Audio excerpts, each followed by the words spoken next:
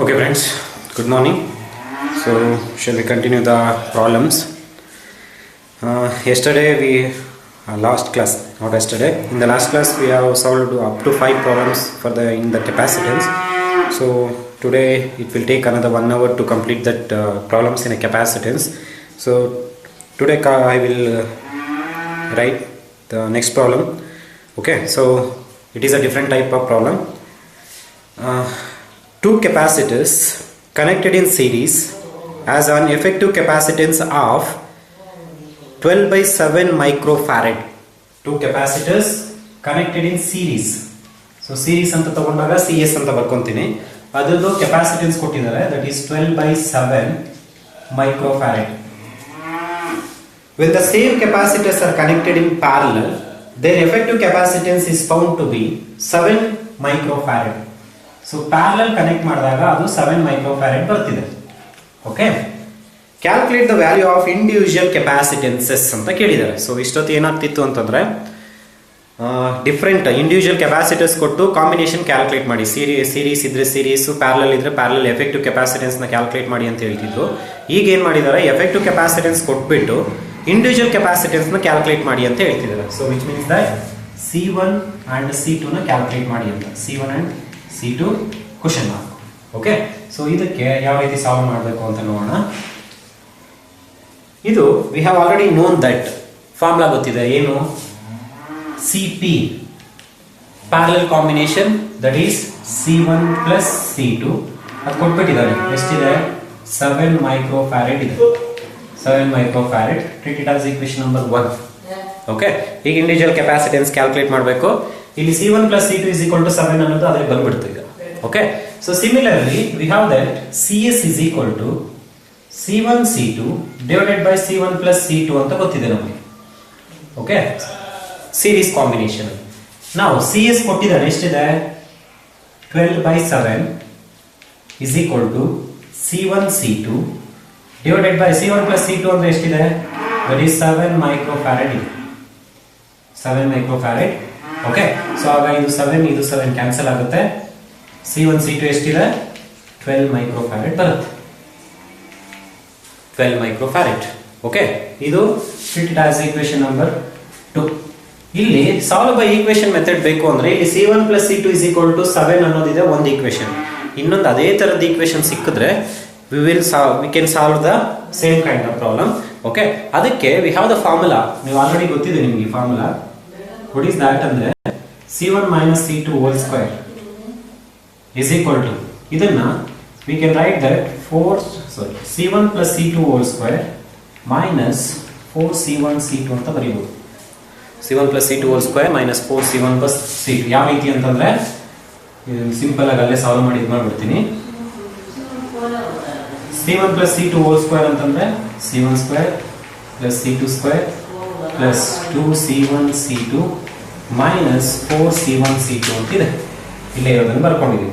ಇಲ್ಲಿ minus 4C1 C2 ಅಲ್ಲಿ plus C1 C2 ಹೋದ್ರೆ C1 square plus C2 square minus 2C1 C2 ಬರುತ್ತೆ. ಅದೇ ತಾನೇ ಫಾರ್ಮುಲಾ. ಓಕೆ, ಅದೇ ಫಾರ್ಮುಲಾ ಬರುತ್ತೆ. ಸೊ ಹಿಂಗೂ ಬರ್ಕೋಬಹುದು. Keep it in mind. C1 plus C2 whole square minus 4C1 C2. Okay, ನಾವು ಇದೇ ಬೇಕಿರೋದು ನಮಗೆ. C1 minus C2 whole square is equal to C1 plus C2 whole square ಅಂತಂದ್ರೆ ಏನಿದೆ? we have C1 plus C2, that is 7 square minus 4 into C1 C2 ಏನಿದೆ? 12. Okay, so that is 49 minus 48. 49 minus 48. 49 minus 48 ಅಂದ್ರೆ 1 minus C1 C2 whole square. So that is C1 minus C2 ಅಂತ ಬಂದ್ರೆ 1 square ಅಂದ್ರೆ 1 ಬರುತ್ತೆ. So treat it as equation number 3. ಈಗ ಇಲ್ಲಿ equation 1 ಗೊತ್ತಿದೆ, C1 plus C2 is equal to 7. equation 2 C1 minus C2 is equal to 1 ಅಂತ ಬಂದಿದೆ. ಎರಡನ್ನೂ ಸಾಲ್ವ್ ಬೈ ಈಕ್ವೇಶನ್ ಮೆಥಡ್ ಅಲ್ಲಿ we can get the answer. So ಇದಿಷ್ಟು ಗೊತ್ತಾಗಿದೆ ಅಂತ ತಿಳ್ಕೊಂತೀನಿ. ನಾವು ಈಗ note down this one. Now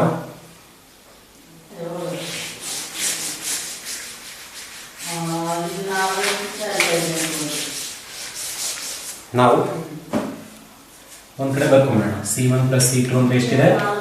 7. C1 minus C2 1. Okay, solve by equation ಅಂತ ಬಂದಾಗ ಇದನ್ನ ಆಡ್ ಮಾಡ್ತಾ ಇದ್ದೀನಿ. ಈಕ್ವೇಶನ್ ಇಲ್ಲಿ ಬಂದಿರೋದು 1 plus 3 ಮಾಡಿರೋದು.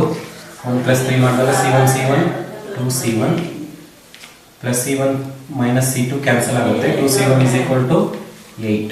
So that is C1 is equal to 8 by 2. So that is 4 microfarad. ಇದು C1. ಓಕೆ, ಸಿಮಿಲರ್ಲಿ C2 ಅಂದ್ರೆ ಇದರಲ್ಲಿ ಯಾವುದಾದ್ರೂ ಒಂದಿಗೆ ಎತ್ಕೊಂಡು ಹೋಗಿ ಈಕ್ವೇಶನ್ ಸಬ್ಸ್ಟಿಟ್ಯೂಟ್ ಮಾಡಿ will get the C2. So C1 plus C2 is equal to 7. C1 ಅಂದ್ರೆ 4 plus C2 is equal to 7. C2 ಅಂತಂದ್ರೆ 7 minus 4. So that is 3 microfarad. So this is the second answer, that is C2. Okay, C1 4 microfarad, C2 3 microfarad, 4 plus 3 7 ಬರುತ್ತೆ ನೋಡಿ. Okay, so ಇಲ್ಲಿಗೆ ನಿಮ್ದು ಈ ತರದ್ದು. In case CS CP ಅಂದ್ರೆ effective capacitance ಎರಡದು ಕೊಟ್ಬಿಟ್ಟಿದ್ದಾರೆ ಅಂತಂದ್ರೆ ಇಂಡಿವಿಜುವಲ್ ಕೆಪಾಸಿಟೆನ್ಸ್ ನ ಕ್ಯಾಲ್ಕುಲೇಟ್ ಮಾಡೋ ವಿಧಾನ it is very easy and very simple ಇರುತ್ತೆ. So keep it in mind. Note on that. ನೀನು ನೆಕ್ಸ್ಟ್ ಮಾಡ್ಕೊಂಡು ಹೋಗೋಣ.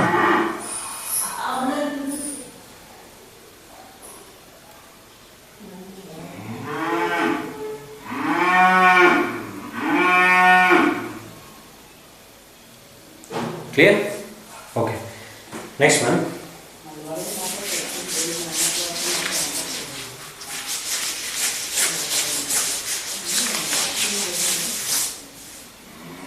Next one. 3 capacitors, each of value 2 microfarad. 3 capacitors C1, C2, C3. ಮೂರ್ದು 2 microfarad ಇದೆ.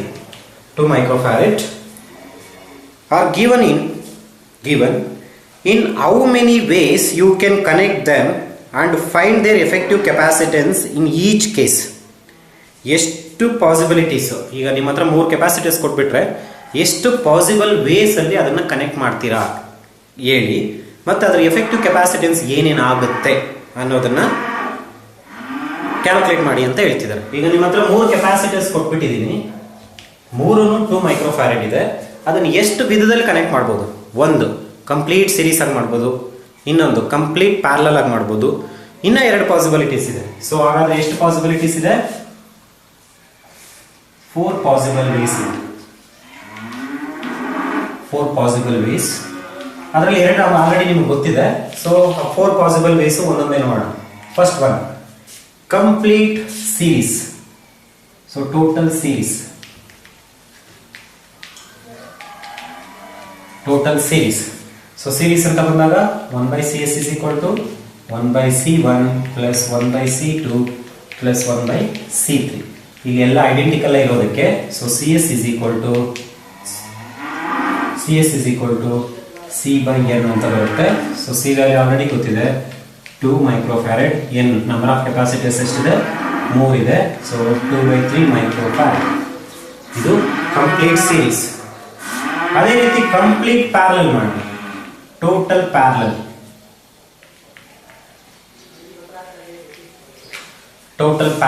So parallel ಅಂತ ಬಂದಾಗ CP is equal to C1 plus C2 plus C3. So ಆಗ ಇದಕ್ಕೂ formula ಗೊತ್ತಿದೆ, identical ಇದ್ದಾಗ N into C. So N value 3 into 2. So that is 6 microfarad. So ಇದೆರಡು possibilities ನಮಗೂ ಗೊತ್ತಿದೆ, ಮಾಡಿದ್ದೀರಾ. ಓಕೆ, ಇದೆರಡು ಪಾಸಿಬಿಲಿಟೀಸ್ ಆಯಿತು. ನೆಕ್ಸ್ಟ್ ಇನ್ನೆರಡು ಪಾಸಿಬಿಲಿಟೀಸ್ ಯಾವುದು ಅಂತಂದರೆ 2 ಸೀರೀಸು ಅದಕ್ಕೆ ಪ್ಯಾರಲಲ್, ಇನ್ನೊಂದು 2 ಪ್ಯಾರಲಲ್ಲು ಅದಕ್ಕೆ ಇನ್ನೊಂದು ಸೀರೀಸ್. ಓಕೆ, ಸೊ ಆ ರೀತಿನೂ ಮಾಡ್ಬೋದು. ಯಾವ ರೀತಿ ಅಂತಂದರೆ ಇದೆರಡು ಗೊತ್ತಿದೆ. ಇದು ಮೂರನೇದು ನೋಡಿ, ಮೂರನೇದು. ಓಕೆ, ಸೊ ಮೂರನೇದು ಸರ್ಕ್ಯೂಟ್ ಹಾಕ್ಬಿಡ್ತೀನಿ. 2 ಸೀರೀಸು, ಇನ್ನೊಂದು ಪ್ಯಾರಲಲ್, ಈ ರೀತಿ C1, C2, C3. Okay, so ಇದಕ್ಕೆ ಆನ್ಸರ್ ಇಲ್ಲಿ ಬರೀತೀನಿ. ಸೊ ಫಸ್ಟ್ ಸೀರೀಸ್ಗೆ ಇದೆರಡು C1 and C2 ಗೆ series. So that is CS is equal to C/N. ಅವಾಗ CS 2 divided by number of 2, so that is 1 microfarad. ಇದು ಸೀರೀಸ್ ಆಯ್ತು, ಇದು 1 microfarad ಬಂತು. ಇವಾಗ ಇವೆರಡಕ್ಕೂ ಪ್ಯಾರಲಲ್ ಅಂತ ಬಂದಾಗ last CP is equal to CS plus C3. CS ಮಾಡಿರೋದು C1 and C2 ಗೆ, CS plus C3. CS ಎಷ್ಟಿದೆ 1 microfarad ಬಂತು, C3 ಬಂದು 2 microfarad, so that is 3 microfarad. ಇದು ಥರ್ಡ್ ಪಾಸಿಬಿಲಿಟಿ, ಮೂರನೇ possibility. Okay, and last possibility ಏನಾಗುತ್ತೆ, ನೀವು ಆರಾಮಾಗಿ ಥಿಂಕ್ ಮಾಡ್ಬೋದು, ಎರಡು ಪ್ಯಾರಲಲ್ ಮಾಡಿ ಮೂರನೇದು ಸೀರೀಸ್ ಮಾಡ್ಬೋದು. ಓಕೆ, ಸೊ ಅದನ್ನು ಒಂದು ಕಾಂಬಿನೇಷನ್ ನೋಡ್ಬೇಡ. ಸಿ ಫಸ್ಟ್ರಲ್ಲಿ 2/3 microfarad ಬಂತು, 6 microfarad ಬಂತು, 3 microfarad ಬಂತು. ಈಗ ಇನ್ನೊಂದು ಲಾಸ್ಟ್ ಪಾಸಿಬಿಲಿಟಿ ನೋಡೋಣ.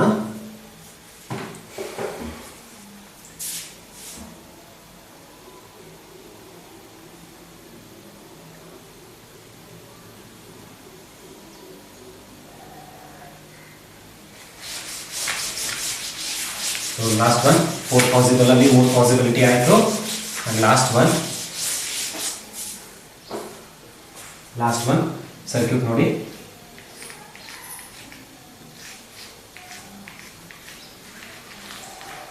ಎರಡು ಪ್ಯಾರಲಲ್ ಮಾಡಿಕೊಂಡು ಅದಕ್ಕೆ ಲಾಸ್ಟ್ ಒನ್ ಸೀರೀಸ್. ಇದು ಈ ಕಡೆ ಎ, ಈ ಕಡೆ ಬಿ, C1 C2 ಇದು C3 ಅಂತ ಇಟ್ಕೊಂಡು. ಓಕೆ, ನಾವು ಇದಕ್ಕೆ ಫಸ್ಟ್ ಪ್ಯಾರಲಲ್ ಮಾಡ್ಕೋಬೇಕು.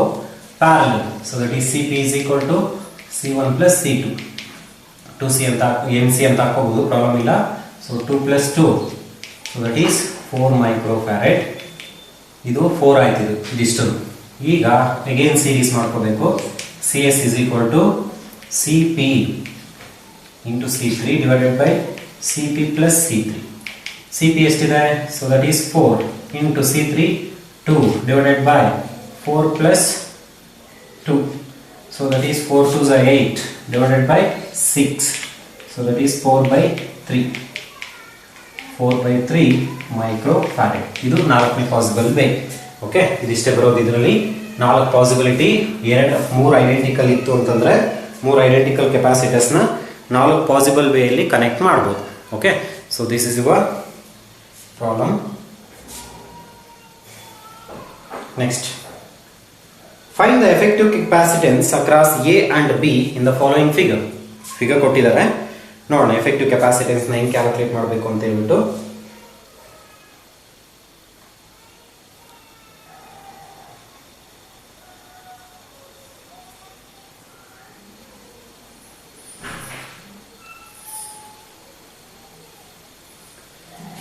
ಇದು ನೋಡೋಣ ಆಯ್ತಲ್ಲ.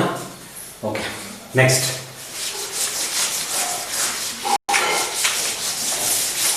ಪ್ರಾಬ್ಲಮ್ಸ್ ಕಳಿಸಿದ್ದೀನಿ. ಆ ಪ್ರಾಬ್ಲಮ್ಸ್ ಕೆಳಗಡೆ ಬರ್ಕೋಬೇಕು ಇದನ್ನ solution. Find the effective capacitance across A and B in the following figure. Figure ಹಾಕೊಂಬಿಡಿ.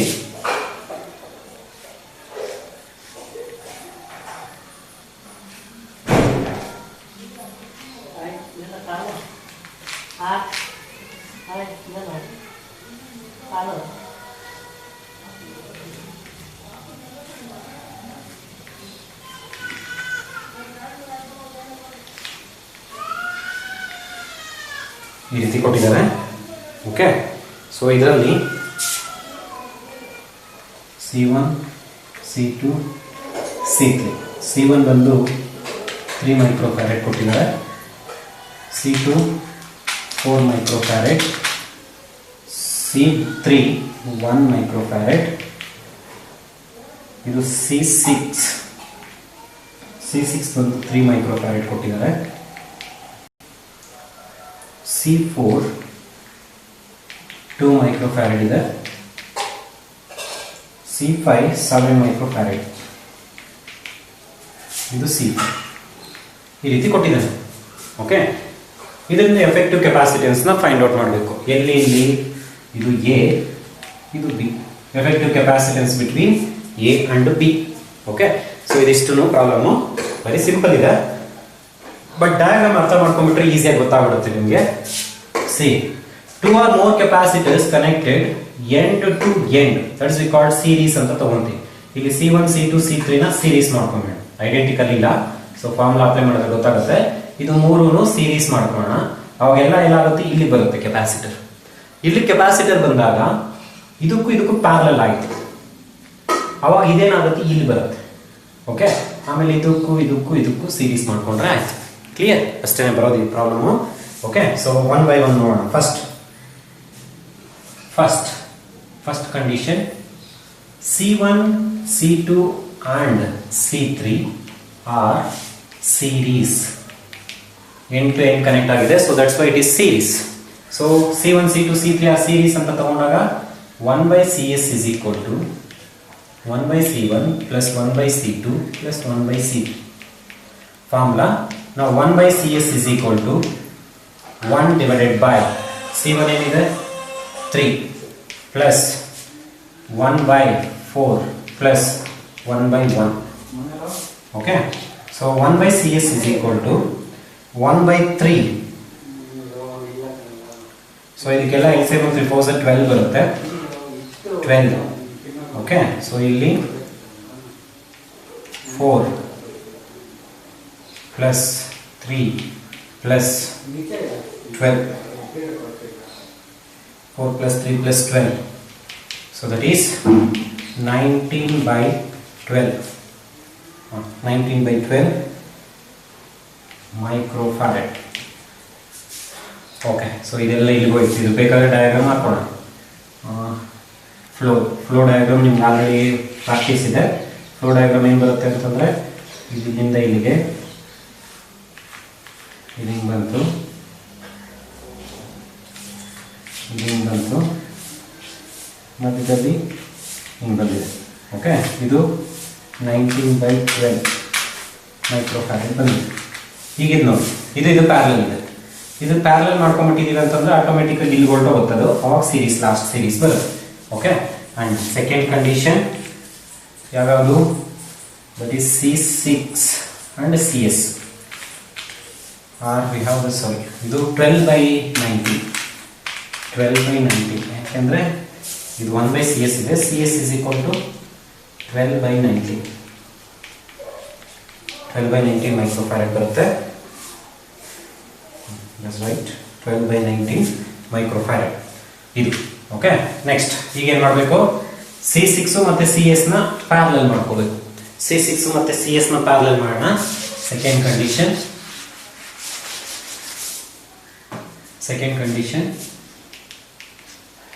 C6 and CS are parallel.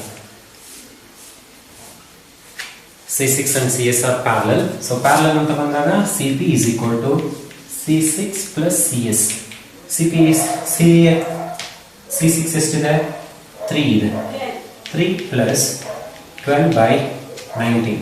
Okay, 3 plus 12 by 19. 19 3s are. 19 3s are, we have that 57 plus 12 divided by 19. 57 plus 12 69 divided by 19. So ಈಗ ಇದು total ಇಲ್ಲಿಗೆ ಹೋಯಿತು, ಅದೆಷ್ಟಿದೆ? 69 divided by 19 ಬಂತು. Okay, 69 divided by 19. ಈ flow diagram ನೋಡಿ ಏನಾಗುತ್ತೆ ಅಂತ. Flow diagram ಇಲ್ಲಿಂದ ಇಲ್ಲಿಗೆ ಒಂದು, ಇವಾಗ ಇದೊಂದಾಯಿತು, ಇಲ್ಲಿಂದ ಇಲ್ಲಿಗೊಂದು. ಓಕೆ, ಸೊ ಇದು ಎ, ಇದು ಬಿ. ಈಗ ಇದು ಬಂದು 69 divided by 19. ಇದು ಬಂದು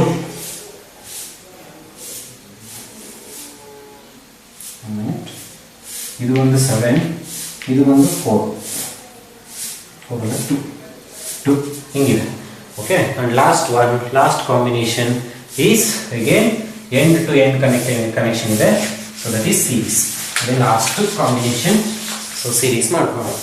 ಓಕೆ, ಥರ್ಡ್ ಕ್ವಾಂಟಿಟಿ ಸೊ ಯಾವ್ಯಾವುದು ಅಂತಂದರೆ, so that is C4 CP and C5 are series. Series ಮಾಡ್ಕೊಂಡ್ರೆ we have that 1 by CS is equal to 1 by C4 plus 1 by CP plus 1 by C5. So that is 1 by C4 1 by C4 that is 2 plus 1 by CP that is 16 9 divided by 19 ಅಂತ ಬರುತ್ತೆ 19 ಬೇರೆ ಬರುತ್ತೆ denominator denominator plus 1 by C5 that is 1 by 5 okay so ಇದನ್ನಿಷ್ಟನ್ನು simplification ಮಾಡಿ we will get the answer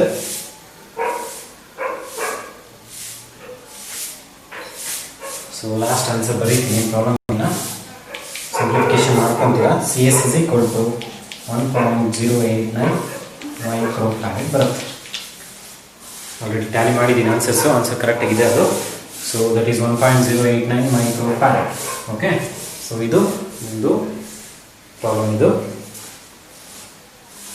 so these are about that note down with simplification ಮಾಡಿದ್ದೀನಿ same ತಗೊಂಡು ಮೇಲೆ ಇದು ಮಾಡ್ಕೊಳ್ಳಿ we'll get the answer easily so these are about the problem come to that next one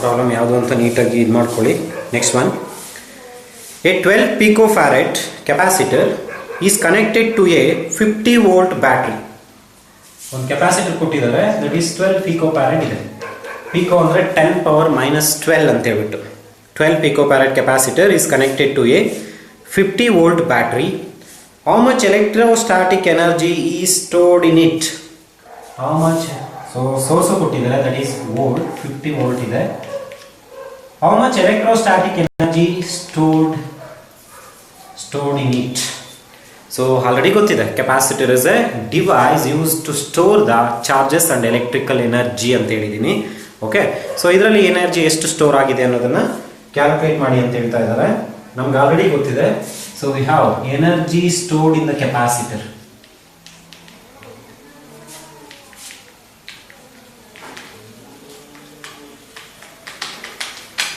energy stored in the capacitor so what is the energy stored in the capacitor E is equal to half CV square in terms of charge ಅಂತ ಕೇಳಿದಾಗ ಇಲ್ಲಿ charge ಕೊಟ್ಟಿರ್ತಾರೆ ನಮಗೆ ಇಲ್ಲಿ capacitance V ಗೊತ್ತಿದೆ so ಅದಕ್ಕೋಸ್ಕರ CV square ಅಂತ ಹಾಕೊಂಡಿದ್ದೀವಿ ನಾವು E is equal to half C that is 12 into 10 power minus 12 into V that is 50 square okay so 6 ಆಗುತ್ತೆ so E is equal to 6 into 10 power minus 12 into 50 square ಅಂತಂದಾಗ that is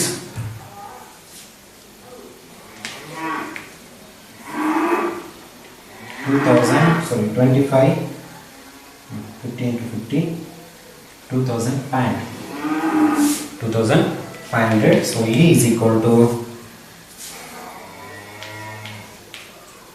15,000 into 10 power minus 12 okay and E is equal to 15,000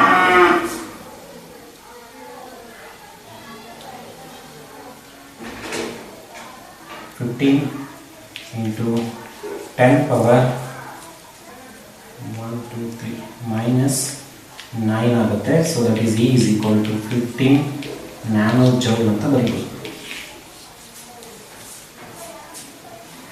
15 nano joule joule is the SI unit for energy so 15 nano joule ಬರುತ್ತೆ so this is the energy stored in the capacitor okay note on this one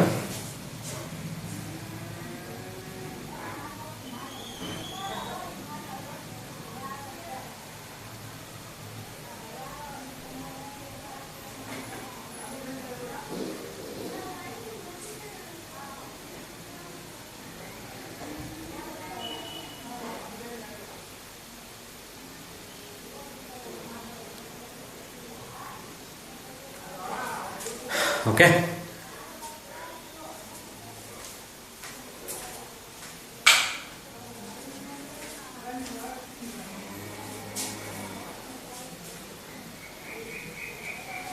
okay next one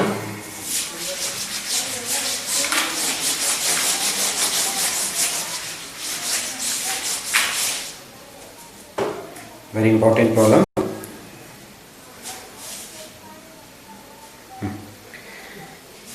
600 picofarad capacitor is charged by 200 volt supply. So first on the C1 600 picofarad ಅನ್ನೋ capacitor 200 volt ಇಂದ charge ಮಾಡ್ತಿದ್ದಾರೆ. 200 volt supply ಇಂದ charge ಮಾಡ್ತಿದ್ದಾರೆ. It is then disconnected from the supply and is connected to another 600 picofarad capacitor. ಇದನ್ನ disconnect ಮಾಡಿ ಇನ್ನೊಂದು 600 picofarad capacitor ಗೆ connect ಮಾಡ್ತಿದ್ದಾರೆ. ಯಾವುದನ್ನ? ಚಾರ್ಜ್ ಆಗಿರೋ ಕೆಪಾಸಿಟರ್ ಕನೆಕ್ಟ್ ಮಾಡಿದಾಗ how much electrostatic energy is lost in this process? ಇಲ್ಲೊಂದು ಎನರ್ಜಿ ಬರುತ್ತೆ. ಇದಕ್ಕೆ ಕನೆಕ್ಟ್ ಮಾಡಿದಾಗ ಇಲ್ಲಿ ಎನರ್ಜಿ ಶೇರ್ ಆಗುತ್ತೆ. ಇಲ್ಲಿ ಶೇರ್ ಆದಾಗ ಎಷ್ಟು ಎನರ್ಜಿ ಲಾಸ್ ಆಗುತ್ತೆ ಕ್ಯಾಲ್ಕುಲೇಟ್ ಮಾಡಿ ಅಂತ ಹೇಳ್ತಿದ್ದಾರೆ. ಎನರ್ಜಿ ಲಾಸ್ ನ ಕ್ಯಾಲ್ಕುಲೇಟ್ ಮಾಡಬೇಕು. ಎನರ್ಜಿ ಲಾಸ್ ನ ಕ್ಯಾಲ್ಕುಲೇಟ್ ಮಾಡಬೇಕು ಅಂತಂದ್ರೆ ಫಸ್ಟ್ ಇದ್ರದ್ದು ಎನರ್ಜಿ ಬೇಕು ನಮಗೆ. ಅದಾದ್ಮೇಲೆ ಇದು ಕನೆಕ್ಟ್ ಮಾಡಿದಾಗ ಎಷ್ಟು ಎನರ್ಜಿ ಬರುತ್ತೋ ಅದ್ರದ್ದು ಎನರ್ಜಿ ಬೇಕು. ಓಕೆ, ಸೊ ಅದನ್ನು ಕ್ಯಾಲ್ಕುಲೇಟ್ ಮಾಡಬೇಕು ಅಂತಂದ್ರೆ ಒಂದು ಸ್ವಲ್ಪ ಪ್ರೋಸೆಸ್ ಇದೆ. So it is very very important problem. Just keep it in a mind. ನಾವು ಇದಿಷ್ಟು ಗಿವನ್ ಕೊಟ್ಟಿದ್ದಾರೆ. ಫಸ್ಟ್ ಇದ್ರದ್ದು ಎನರ್ಜಿ ಈಸಿಯಾಗಿ ಕ್ಯಾಲ್ಕುಲೇಟ್ ಮಾಡ್ಬೋದು. First condition energy stored in the charged capacitor. Energy stored in the charged capacitor. So that is E1 ಅಂತ ತಗೊಂತೀವಿ. E1 is equal to half C1 V square. Half C1 V square. ಇದು total energy store ಆಗಿರೋದು. E1 is equal to half C1, that is 600 into 10 power minus 12 into V, that is 200 square. Okay, now we will cancel again, that is 300 ಆಗುತ್ತೆ.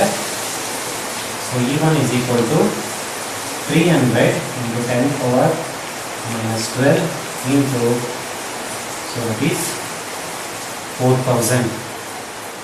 Okay. 1 minute.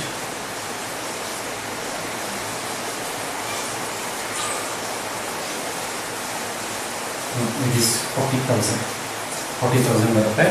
Now E1 is equal to 4 is 12.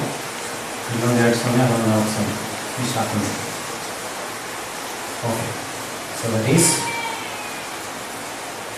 6 ಇದೆ. So 12 into 10 power 6 joule. ಇದು E1 charge ಆಗಿರೋ ಕೆಪಾಸಿಟರ್ದು. ಈಗ ಇದನ್ನೇನು ಮಾಡ್ತಿದ್ದಾರೆ? ಇದನ್ನ disconnect ಮಾಡಿ ಇದಕ್ಕೆ ಕನೆಕ್ಟ್ ಮಾಡ್ತೀವಿ. ಇದಕ್ಕೆ ಕನೆಕ್ಟ್ ಮಾಡಿದಾಗ ಸೊ ಒಡಿದ ಕೆಪಾಸಿಟೆನ್ಸ್ ಏನಾಗುತ್ತೆ ಅಂತ ನೋಡಿ. ಫಸ್ಟ್ ಎನರ್ಜಿ E1 ಬಂತು. ನಮ್ಗೀಗ E2 ಬೇಕು. E1 ಅಲ್ಲಿ E2 ಮೈನಸ್ ಮಾಡಿದ್ರೆ ಎಷ್ಟು ಎನರ್ಜಿ ಲಾಸ್ ಅಂತ ಸಿಕ್ಬಿಡುತ್ತೆ. ಈಗ ಎರಡನೇ ಕಂಡೀಷನ್ ಬರುತ್ತೆ. ಸಿಂಪಲ್ ಆಗಿ ಇದು ಮಾಡ್ಕೊಟ್ಬಿಡ್ತೀನಿ ಇದನ್ನ. ಓಕೆ, ಸೆಕೆಂಡ್ ಕಂಡೀಷನ್ ಏನು? C1 is connected to C. ಅವಾಗ ಏನಾಗುತ್ತೆ? ಚಾರ್ಜಸ್ ಶೇರ್ ಆಗುತ್ತೆ. ಸೊ ಚಾರ್ಜಸ್ ಶೇರ್ ಆಗುತ್ತೆ ಅಂತಂದಾಗ so we need to calculate common potential calculate ಮಾಡಬೇಕಾಗತ್ತೆ. ಸೊ ಕಾಮನ್ ಪೊಟೆನ್ಷಿಯಲ್ ಬೇಕು ಅಂತಂದ್ರೆ common potential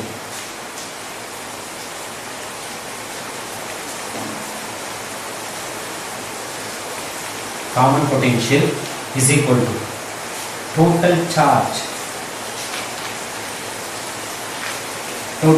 by total capacitance.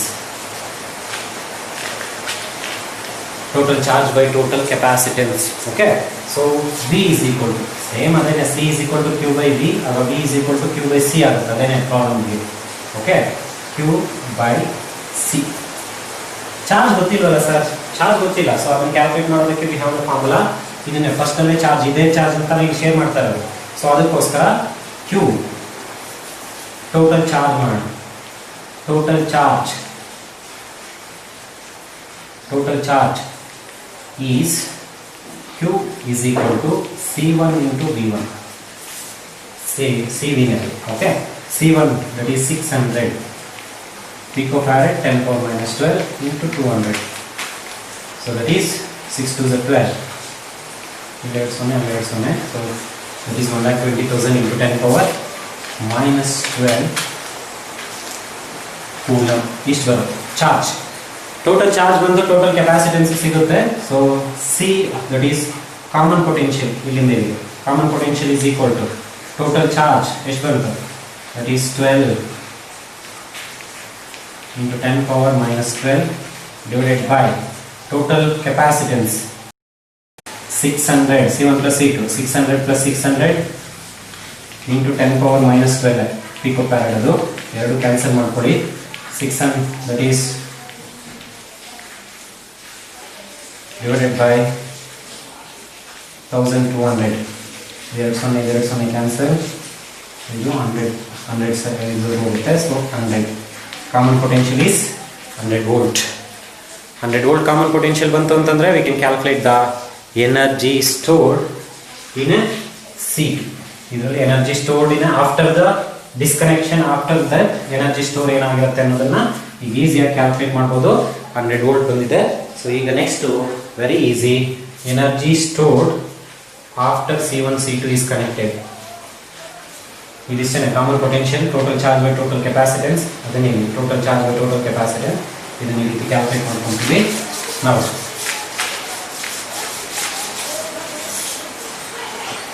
Energy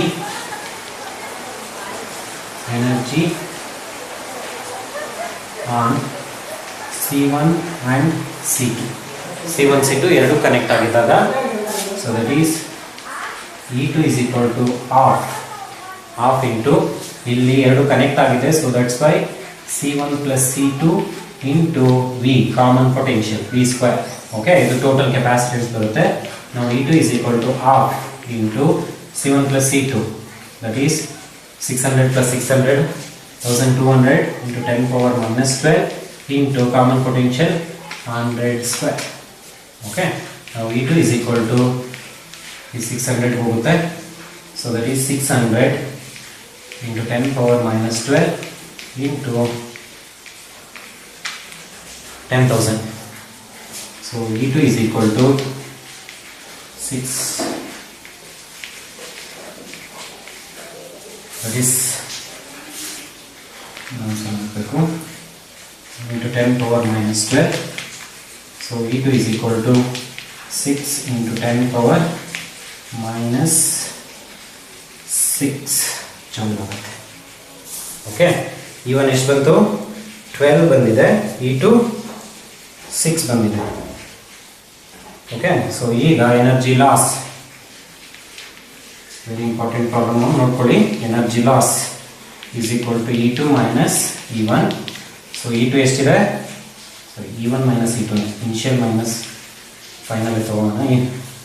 Initial 10 into 10 power minus 6, 12 into 10 power minus 6, ಇಲ್ಲಿ 6 into 10 power minus 6. So that is energy loss is 6 into 10 power minus 6 joule. ಇಷ್ಟು energy loss ಆಗಿದೆ. So this is the last answer. ಇಷ್ಟು process ಮಾಡಬೇಕು.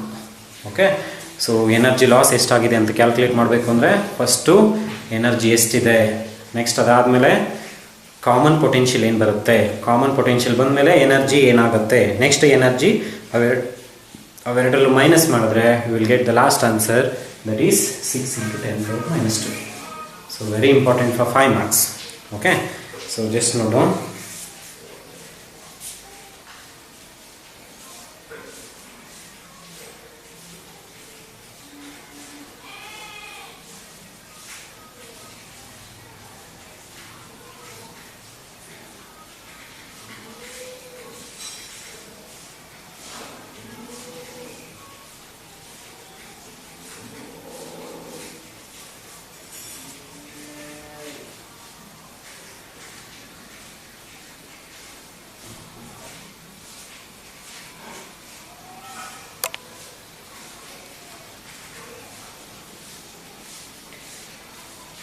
Okay, last ಇನ್ನೊಂದು 2 problems ನಿಮಗೆ homework ಕೊಟ್ಟಿರ್ತೀನಿ. ಅದನ್ನೇನೋ doubts ಇದ್ದರೆ next ಇದು ಮಾಡಿ.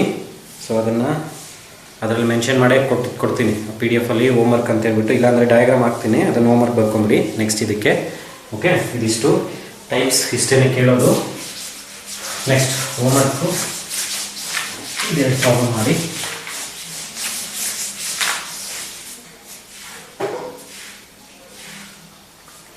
Find the effective capacitance across this circuit.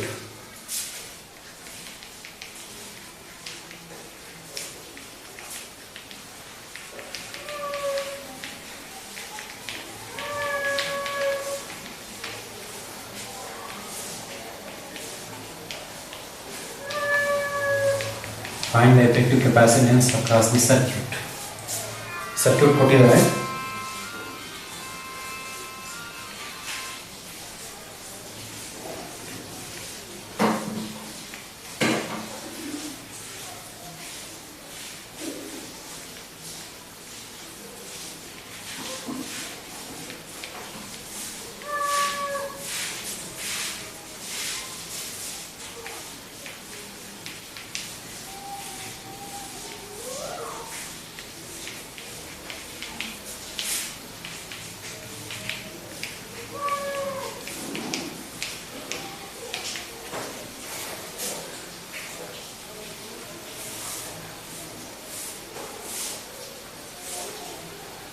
ಇದೊಂದು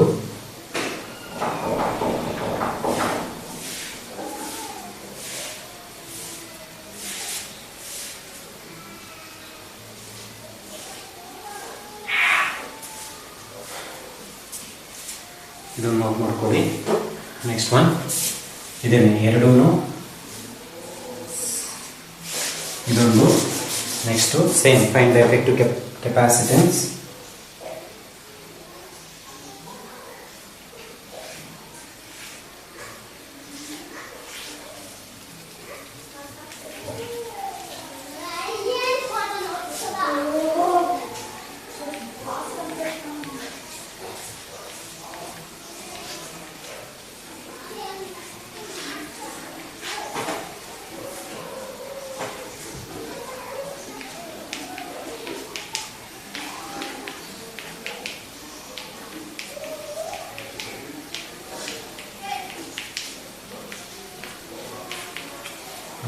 to calculate ಮಾಡಿ. Okay, so this ends your second chapter problems. Next class onwards we will start the new chapter called current electricity, which is the biggest chapter. Biggest ಅನ್ನೋದಕ್ಕಿಂತ highest scoring chapter. So ನಿಮ್ಮದು second PUC ಅಲ್ಲೇ maximum marks ಅದರಲ್ಲಿ ಬರುತ್ತೆ, which is worth 13 marks ಇದೆ ಅದರಲ್ಲಿ. So will start in the next class.